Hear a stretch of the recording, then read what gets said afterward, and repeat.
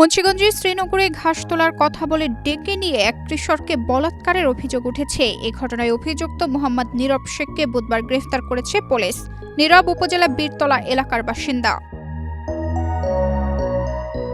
Police ও স্থানীয় সূত্র থেকে জানা যায়, গতকাল মঙ্গলবার বিকেলে একই এলাকার ৩ কিশোরকে ভুট্টা খেতে ঘাস তোলার কথা বলে ডেকে নিয়ে যায় নীরব। পরে কৌশলে দুজনকে সেখান থেকে সরিয়ে দেয়। ঘটনার পর ভুক্তভোগী কিশোর বিষয়টি তার পরিবারকে জানায়। নীরবের বিরুদ্ধে চুরি, মাদক কারবারি সহ নানা অপকর্মের অভিযোগ রয়েছে। শ্রীনগর থানা পুলিশ পরিদর্শক মিল্টন দত্ত জানান, অভিযোগ পাওয়ার পরপরই অভিযান চালিয়ে নীরব শেখকে গ্রেফতার করা হয়। এ ঘটনায় আইনগত ব্যবস্থা প্রক্রিয়াধীন বলে জানিয়েছে শ্রীনগর থানা পুলিশ।